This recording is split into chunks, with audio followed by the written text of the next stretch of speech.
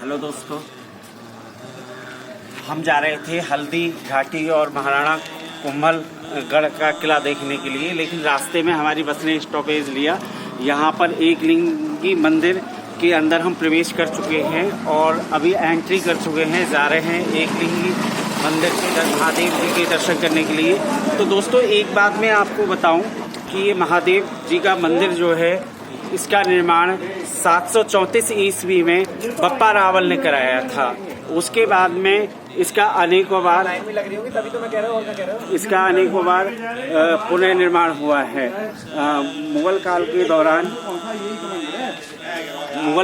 दौरान अनेक बार इस पर आक्रमण किया गया। इसकी चालमुखी जो प्रतिभा थी महादेव जी की, उसको ध्वस्त किया गया और इसका निर्माण कराया गया। तो आइएगा, दिखाता हूँ मैं आपको एक लिंगी महादेव जी का मंदिर आपके 15वीं-16वीं शताब्दी का, जिसमें मेवाड़ राजवंश की सभी महिलाएं पूजा अर्चना करने के लिए आया करती थी।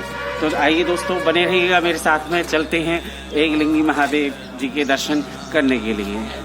जमीन पर यह मंदिर प्राचीन मंदिरों में से एक है, क्योंकि इसका निर्माण 734वीं ईस्वी में कराया गया था। देखिएगा, सामने मैं आपको दिखाता हूँ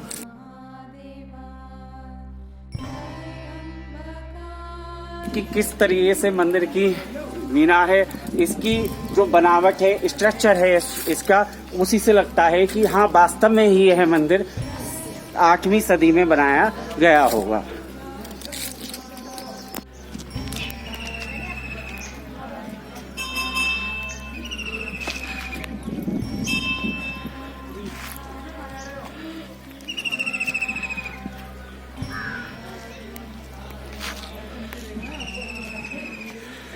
देखिए दोस्तों, हम आ पहुँचे हैं मंदिर के अंदर। ये मंदिर के पास में झील है, कहते हैं, अभी दिखाता हूँ आपको ले जाकर के पास से झील। उदयपुर को झीलों का शहर कहा जाता है। उदयपुर को कहा जाता है झीलों का शहर, और यह झीलों का शहर इसी रीज़न है, यही कॉज है दोस्तों, जो इसको झीलों का शहर बोला जाता है। उसका जो एकमात्र रीज़न है, ओनली वन कॉज इसका, वो यही है कि इसको लेक सिटी बोला जाता है। कि जगह जगह पे मैं कल से यहाँ पर आया हुआ हूँ और देख रहा हूँ कि किसी भी मंदिर में जाएं, किसी भी स्थान पर हम जा रहे हैं, हमको झीलें देखने के लिए मिल रही हैं। देखिएगा कितना सुंदर नज़ारा है, एक साइड में पहाड़ी और आपका झील, किस तरीके से जो है आपका ये सारा जो सब कुछ वो है। ये मित्र हैं हमारे, और आपका जो सभी टूरिस्ट पे आए हुए हैं, और यस और उदयपुर हर मंदिर में, हर उसमें हमें झीलें देखने के लिए मिल रही हैं।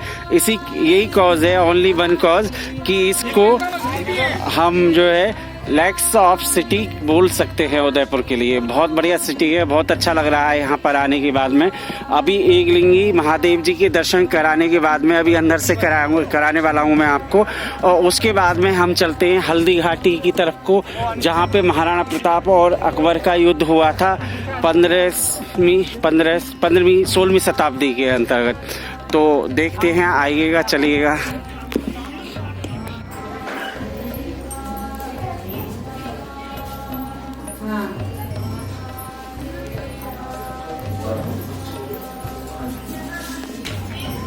देखिएगा दोस्तों, ये इसकी छत है, कुछ इस प्रकार से बनी हुई।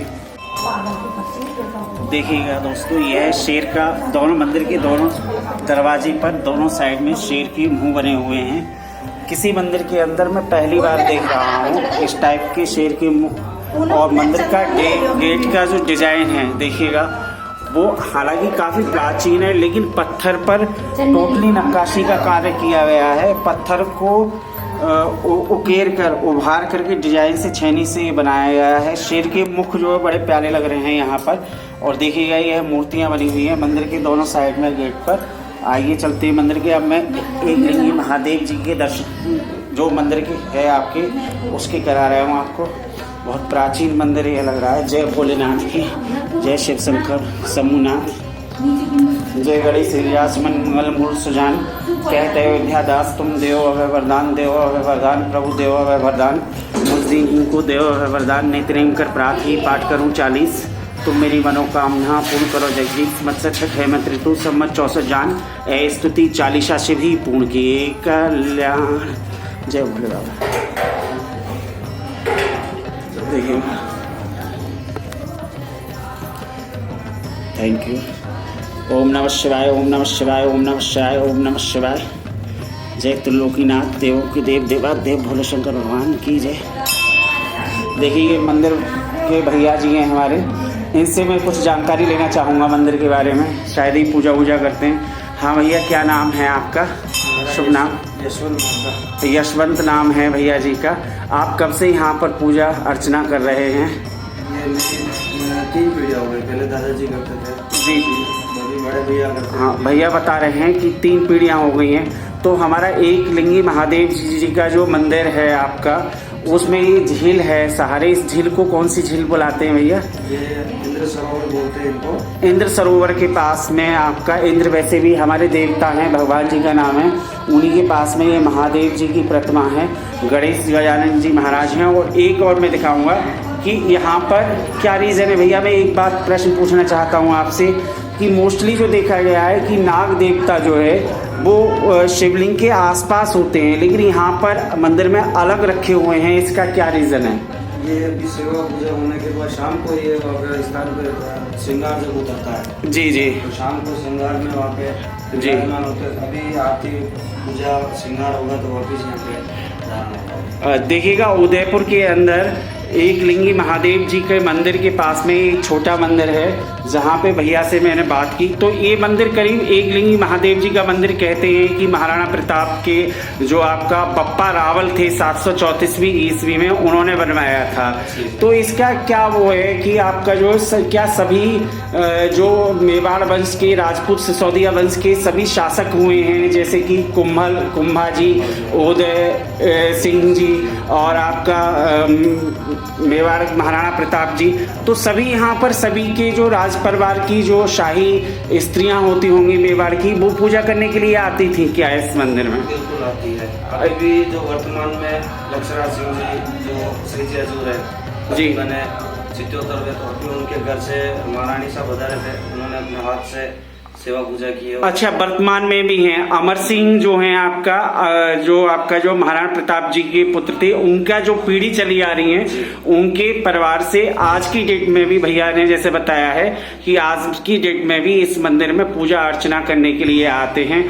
हाँ, इस ब्लॉग में मैंने ये छोटा मंदिर है, इसमें थोड़ी सी हिस्ट्री से आपको रूबरू कराने की कोशिश की है, क्योंकि हो सकता है कि वहाँ पे थोड़ा रश ज्यादा होगा भीड़ का, और मुझे कोई पुजारी इस तरीके से नहीं मिल पाते शायद।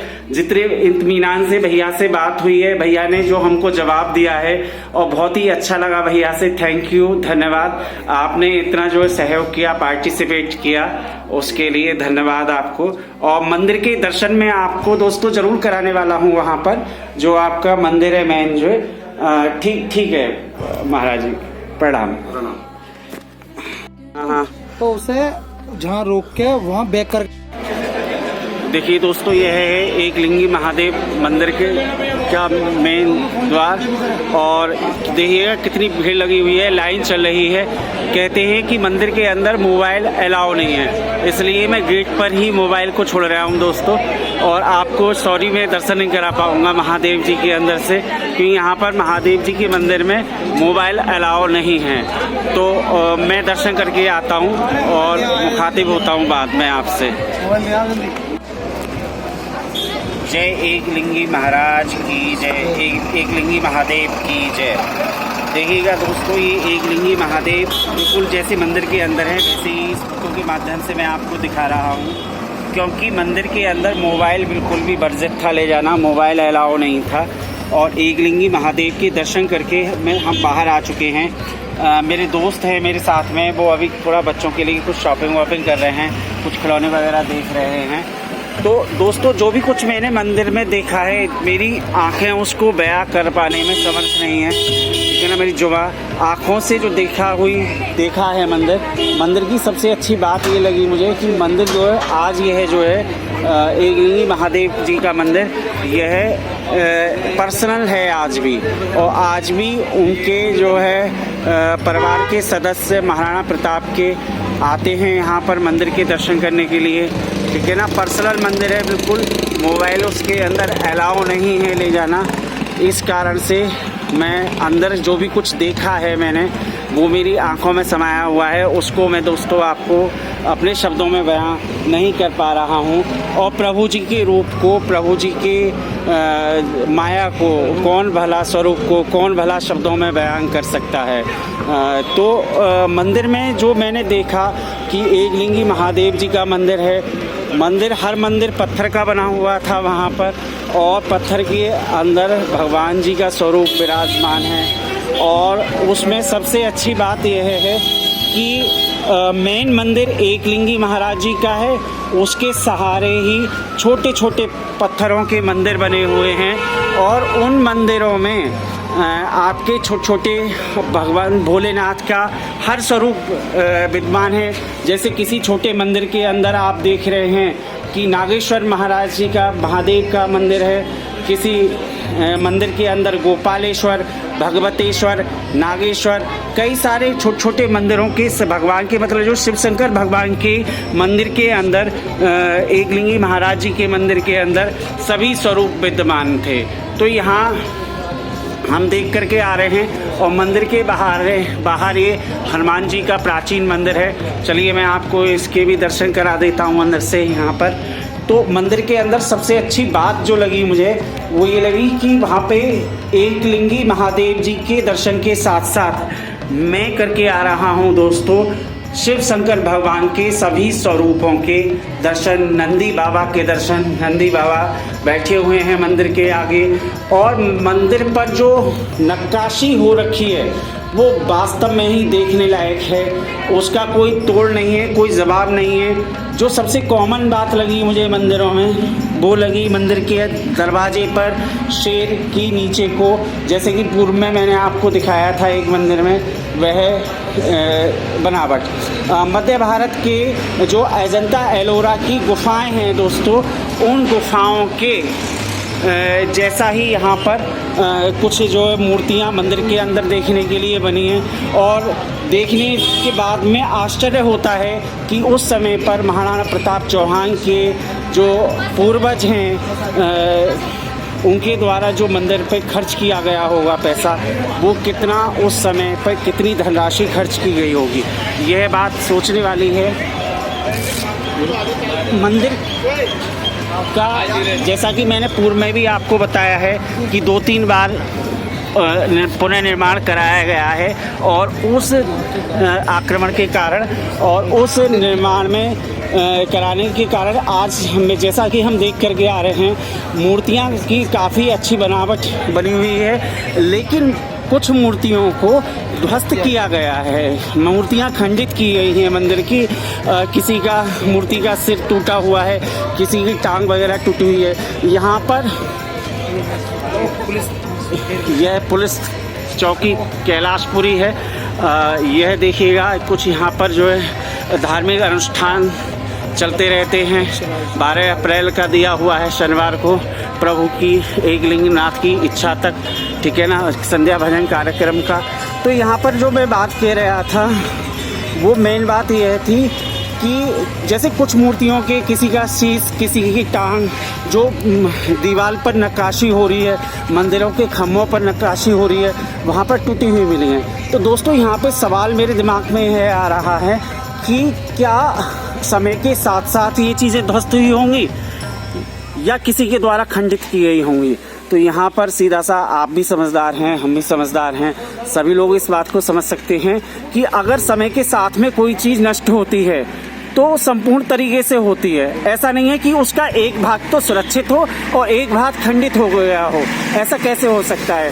तो सीधी सी बात है कि मुगल शासन के दौरान जो भी शासक रहे हैं, औरंगजेब शासक वगैरह, आक्रमणकारियों ने, मैं किसी का नाम नहीं ले रहा हूँ यहाँ पर, किसी जाति धर्म की भावनाओं को ठेस पहुंचाने का मेरा उद्देश्य नहीं है, लेकिन किसी ना किसी के द्वारा, आक्रमणकारियों के द्वारा, वो आक्रमणकारी कोई भी हो सकते हैं XYZ, उनके द्वारा मंदिरों की मूर्तियों को ध्वस्त या नष्ट किया गया है।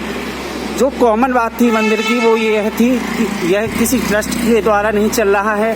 पर्सनल राजपूत सिसोदिया राजवंश की जो पीढ़ियां हैं आज के समय पर भी हैं, लक्ष्य कुमार और उनके पिताजी जो हैं बहादुर, अभी जल्दी में ही उनका स्वर्गवास हुआ है, देहांत हुआ है, तो उनके द्वारा ही मंदिर का रखरखाव आज भी किया जा रहा है। आगे बने रहिएगा मेरे साथ में, आगे या नेक्स्ट ब्लॉग में इसी से रिलेटेड मैं आपको दिखाता हूँ हल्दी घाटी और कुम्भलगढ़ किला। आइए चलते हैं कुम्भलगढ़ किला और हल्दी घाटी की तरफ को।